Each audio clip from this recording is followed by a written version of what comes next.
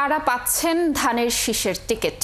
একই আসনে একাধিক প্রার্থী থাকায় নানা সমীকরণ মেলাচ্ছেন স্থানীয় নেতাকর্মীরা। কোথাও কোথাও তৈরি হচ্ছে উত্তেজনা, হচ্ছে খবরের শিরোনাম।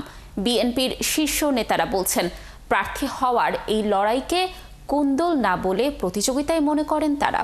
প্রত্যাশা, মনোনয়ন বোর্ডের সিদ্ধান্ত আসার পর সবাই ধানের শীষের পক্ষেই লড়বেন।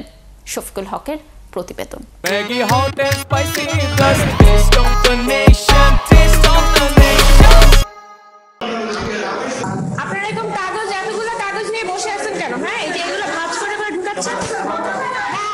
বিগত তিনটি নির্বাচনের একটি একতরফা, একটি রাতের ভোট আর অন্যটি আমির আমির ভোট হিসেবেই স্বীকৃত।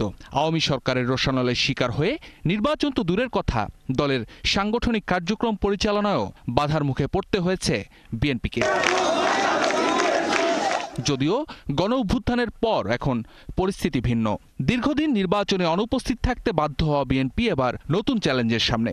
প্রতিটি সংসদীয় আসনে টিকিট পেতে দেন দরবার করছেন একাধিক প্রার্থী। নীতি নির্ধারক মণ্ডলী যখন দলের পক্ষে একটি দলের জন্য একটি সিদ্ধান্ত নেবেন, সেই সিদ্ধান্তের পিছে প্রত্যেকটি সদস্যকে এসে ঐক্যবদ্ধ হয়ে দাঁড়াতে হবে। প্রশ্ন হলো, কিসের ভিত্তিতে কার হাতে যাচ্ছে ধানের শীষ? ফেব্রুয়ারির আসন্ন নির্বাচনে বিএনপির মতো একটা বড় দলে 10 জন, 15 জন, 20 জন প্রার্থী থাকবে, এটাই তো স্বাভাবিক। এটা আমরা বিএনপির আভ্যন্তরীণ কৌশলের মাধ্যমে এবং আভ্যন্তরীণ যে বোঝাপড়া আছে, সেই বোঝাপড়ার মধ্যে থেকে আমরা এটাকে আমাদের নিয়ন্ত্রণে রাখতে সক্ষম হব। উপজেলা বিএনপি, জেলা বিএনপির থেকে গোপন তথ্য আনব। এছাড়াও আমরা জনমতের একটা জরিপ করব।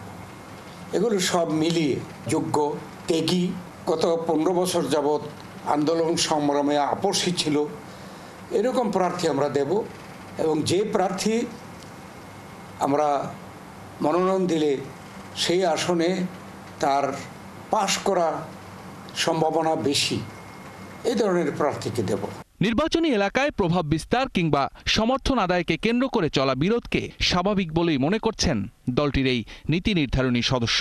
মনোনয়ন ঘোষণা হলে সবাই দলের পক্ষে ঐক্যবদ্ধ থাকবে বলেও মনে করেন ডক্টর মোশাররফ। প্রার্থীরা নিজেদেরকে এলাকায় প্রতিষ্ঠিত করা, সমর্থন আদায় করার জন্য চেষ্টা করবে। এটাকে আমি কোন্দল বলি না, এটা প্রতিযোগিতা। এবং আমাদের মতো গণতান্ত্রিক দলে এই প্রতিযোগিতা থাকবে। আমরা যখন মনোনয়ন ঘোষণা করব, আমাদের দৃঢ় বিশ্বাস এরা যারা প্রতিযোগিতা করছে তারা বিএনপিরই কর্মী, সদস্য, সমর্থক। এরা কিন্তু সবাই আবার এই ধানের শীষ বা বিএনপির পক্ষে সবাই ঐক্যবদ্ধভাবে নির্বাচন করবে। ভারপ্রাপ্ত চেয়ারম্যান দেশে ফিরে যখন সরাসরি দলকে নেতৃত্ব দেবেন, তখন এই প্রতিযোগিতা কমে আসবে বলেও মনে করেন এই বিএনপি নেতা। নির্বাচন যত অগ্রসর হচ্ছে, আমরাও মনে করি, জনগণ প্রত্যাশা করে যে আমাদের অ্যাক্টিং চেয়ারম্যান যত শীঘ্র বাংলাদেশে আসে, তত বিএনপির জন্য এটা লাভজনক হবে। শফিকুল হক, ৭১, ঢাকা।